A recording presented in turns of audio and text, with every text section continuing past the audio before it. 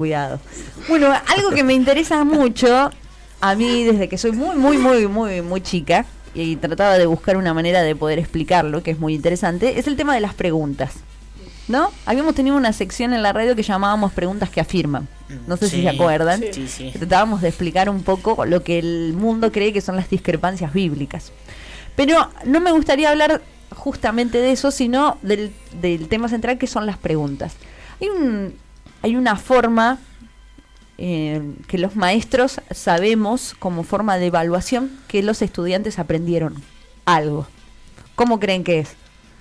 El examen, ¿viste? O sea, ¿cómo nosotros nos damos cuenta, los maestros, que el alumnado o los estudiantes aprendieron? Porque lo saben explicar. En nuestras preguntas. ¿Cómo? Cuando los alumnos hacen preguntas. Cuando nosotros hacemos preguntas. O ellos. En realidad, cuando ellos hacen preguntas. Ah. ¿Me expliqué mal? Sí. No me expliqué mal. Lo No dije sabía muy para bien. dónde iba, ahora entendí. Sí, sí.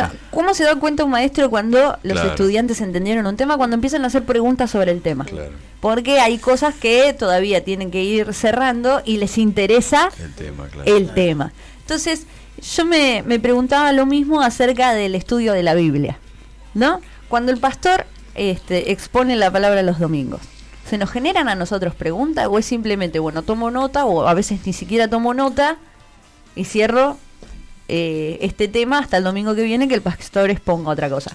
Eso no es una fe práctica, porque una fe práctica es buscar desarrollar ese conocimiento o esa advertencia o ese aprendizaje o ese llamamiento que Dios nos da para poder experimentarlo mucho más íntimamente. ¿Y a través de qué? A través de preguntas, a través de la búsqueda de información, a través de buscar consejo. Pero la Biblia también nos expone tipos de preguntas. ¿Saben que están las preguntas maliciosas, están las preguntas con aprendizaje y están las preguntas con dolor? Hay diferentes tipos de preguntas, pero en ningún momento los cristianos no deberíamos dejar de preguntar. Es muy importante tener siempre la incertidumbre de querer conocer mucho más a Dios. Y cuando se nos da la palabra y el pastor nos invita a tomar apuntes, es para nosotros. El pastor ya hizo lo que tenía que hacer y lo va a seguir haciendo, pero es importante que nosotros sigamos teniendo comunión diaria y hagamos preguntas. Por ejemplo, cuando venimos los viernes a Mateando con el pastor, que intentamos hacerle preguntas de cosas, de contextos, de historia, es porque hay cosas que nos interesan saber para terminar de comprender el tema. Y hay dos tipos de preguntas. Inclusive Jesús hace muchas preguntas en su ministerio, y la que más me llamó la atención es una situación histórica, que todos la conocen, que está en el capítulo 2 del libro de Lucas, espérenme porque hoy me cuesta un poquito la visión. Lucas 2:46, pastor, si me lo puede leer. 2:46. Dice, Lucas 2:46, y aconteció que 3 días después le hallaron en el templo, sentado en medio de los doctores de la ley, oyéndoles y preguntándoles. Ahí está. Jesús mismo hacía preguntas. Por supuesto que en el contexto histórico nosotros tenemos que saber que Jesús, aparte, tenía como un aliado muy importante, que era Dios, que había inspirado las Escrituras. Entonces, pero él, incluso Jesús, invitaba a los maestros a aprender de él y él hacer preguntas para desafiar el conocimiento que tenían los maestros, intentar ubicarlos, pero existía la pregunta. Y después hay otro tipo de preguntas, que es la pregunta que le hace Juan el Bautista a Jesús. Que ¿dónde se encuentra? Se encuentra en Lucas, capítulo 7, 18. Capítulo 7, 18. Es una parte un poco dura de Juan el Bautista, donde manda hacerle una pregunta a Jesús. Los discípulos de Juan le dieron las nuevas de todas estas cosas, y llamó Juan a 2 de sus discípulos, y los envió a Jesús para preguntarles, ¿eres tú el que había de venir o esperaremos a otro? ¿Qué le contesta Jesús? ¿Qué le contesta? En esa misma hora sanó a muchos de enfermedades y plagas y de espíritus malos, y a muchos ciegos le dio la vista. Y respondiendo Jesús les dijo: Id, haced saber a Juan lo que habéis visto y oído. Los ciegos ven, los cojos andan, los leprosos son limpiados, los sordos oyen, los muertos son resucitados, y a los pobres es anunciado el Evangelio. Y bienaventurado es aquel que no halle tropiezo en mí. Muy bien, la percepción de Jesús frente a la pregunta, ¿no? Porque podría haber dicho, bueno, si no creíste, Juan, es tema tuyo. Pero Jesús frente a la pregunta lo que hace es responder.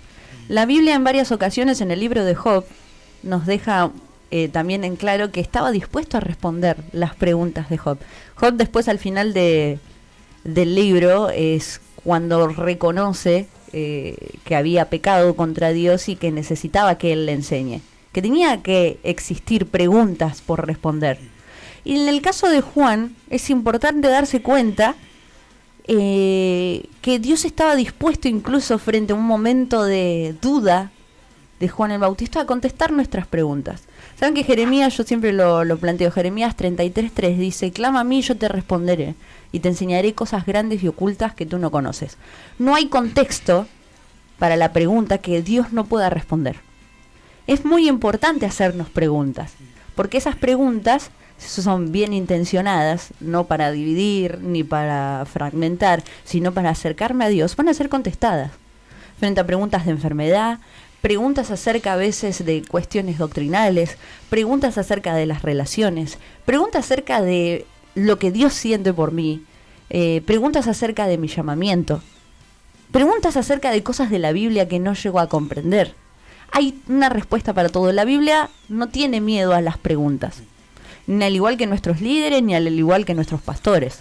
Las preguntas son parte esencial también para crecer. No sé si les ha pasado a ustedes. Sí, me acuerdo yo pensaba que estaba mal preguntar de esa manera. Me acuerdo que el pastor una vez predicó sobre eso y después me acerqué y le dije que yo pensaba que estaba mal preguntar de esa manera o hablar de esa manera a Dios, preguntarle cosas. ¿Y por qué se nos genera esa duda a nosotros? Porque encima nadie nos enseñó a no preguntar. Pero es como que te sentís mal por pensar que esto ya lo tendrías que saber. Y es importante darse cuenta que no lo sabemos y que es muy interesante darse cuenta que lo que nosotros vivimos como iglesia y como personas dentro de la iglesia es personal en cada uno. Si uno no lo sabe, no significa que yo lo tenga que saber, sino que me voy a preparar, voy a preguntar y voy a tomar decisiones de fe para poder aprenderlo. Sí, también cuando por ahí siempre nos enseñaban que cuando pasas momentos difíciles que no entendés lo que estás pasando o estás enojado, es mejor siempre decírselo a Dios que guardártelo, porque eso lo entregas al Señor eso, y no te lo quedas para vos, sino tratás de tener la solución en tus manos. Yo me acuerdo que cuando era muy nueva le hice una pregunta a una hermana que en ese tiempo me enseñaba, que era qué se hacía con las ofrendas. Que yo me imaginaba que lo dejaban en el techo y venía Dios y se lo llevó. Bueno, de cierta manera. Y bueno, muchas preguntas que me la han contestado. Y por desconocimiento muchas veces, sí. y orgullo a veces también, de no querer preguntar o quedarme cómodo con lo que sé, claro. No nos animamos a conocer mucho más del Señor. El Señor frente a a mí lo que me asombra siempre es la actitud de Jesús frente a las preguntas. Ha tenido preguntas capciosas cuando le dijeron en cuanto a los impuestos que debían hacer, y Dios se dio cuenta al toque. Entonces está preparado para responder todo tipo de preguntas. Nuestras preguntas más personales acerca de nuestra relación con Él también está. Él quiere que las hagamos, quiere que tengamos esa relación de poder consultarlo. Y es algo interesante que termina en esta palabra, en consultar, ¿no? Consultar a Dios. ¿Saben que en Génesis, cuando plantea la pregunta la serpiente, se hubiera solucionado simplemente, aparte de no desobedecer, preguntándole a Dios qué es lo que debían hacer frente a este cuestionamiento de la serpiente? Así que Dios les dijo que no podían comer de este fruto. Entonces si nosotros frente a esa duda que se le generó a través de la pregunta de la serpiente hubieran consultado a Dios, Dios no hubiera tenido ningún inconveniente en contestarle. Esa dependencia, esa consulta constante a Dios nos puede salvar de muchos líos y también nos ayuda a no acomodarnos, a no quedarme con lo que dice otra persona y no experimentar lo propio, ¿no? Claro. ¿Qué piensa, pastor, de las preguntas? No, es muy interesante para poder darnos cuenta que hacer este tipo de preguntas nos puede llevar a muchas otras respuestas que no están incluidas en esa pregunta, muchas más respuestas que no teníamos idea que Dios quería enseñarnos, ¿no? Y es una invitación muy interesante. Me parecía, te estaba escuchando con atención. El domingo, si Dios nos permite, vamos a abordar este tema un poquito más con respecto a las amenazas, pero